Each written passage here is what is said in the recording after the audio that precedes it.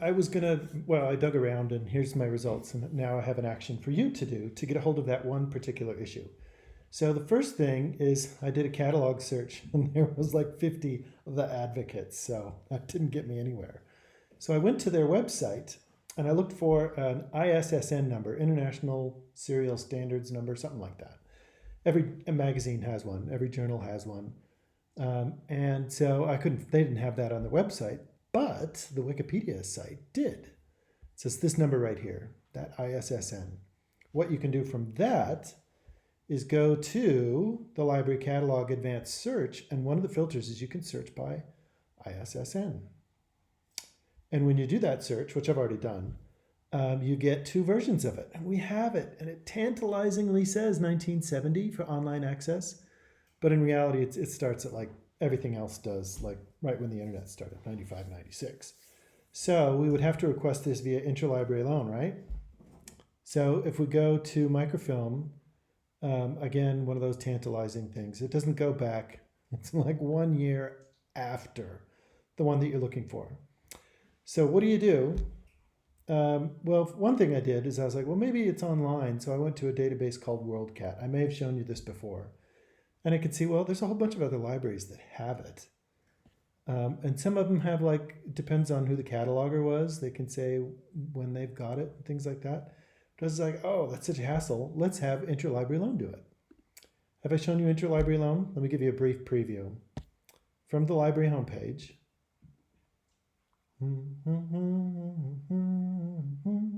Interlibrary Loan's right there.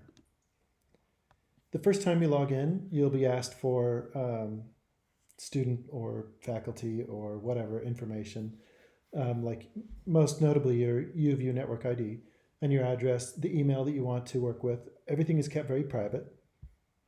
I've already done my authentication. So when I log in, there's two ways you can go about this. I'll show you hopefully an easy way to do it. But what you would do is you would go to, you're not going to get that yellow bar, so we can ignore that.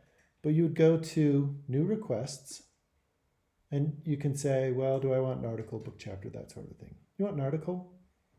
Oh, interesting, newspaper microfilm. So you could have a whole microfilm reel sent, but we're getting to the end of the semester, so I'm guessing you just want the article. Be that as it may, when you click on that, it'll pop up a form with citation information. And I don't know if it asks for the ISSN. Oh yeah, it does ask for the ISSN number. So you could put that in there. But you could put in whatever else you can find too. This is the advocate, the article title, the article author. If you can't find one, say, couldn't find one, help. And the interlibrary loan people are extraordinarily nice. And so that wouldn't be a big deal. Same thing with any else. So whatever you can find. And it looked like you had some good metadata. But what's a shortcut around that? Well, if we already have the record, here's request options, and we can request an article. And down at the bottom, there might be something similar. No, there isn't. But what we could do, let's see what happens when we request an article. It should pop open in Interlibrary Loan again. And it should populate that form with all the metadata. Well, we just have to pick which library. Fingers crossed. Don't know if this is going to work. Hey, it kind of did it.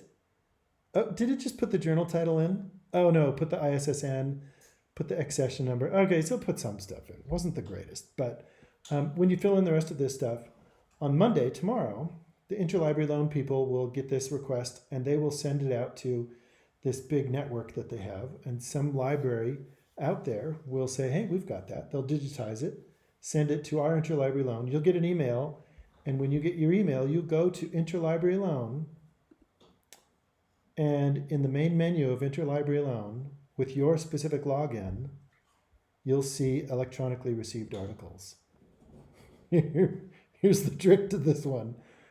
If you click on View, you'll see the article. If you click on the title of the article, you won't see the article. I'm going to complain about this.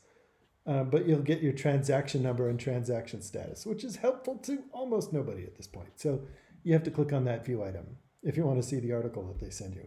I got stuck on that and I'm like, what's going on? Okay, let me know how it goes.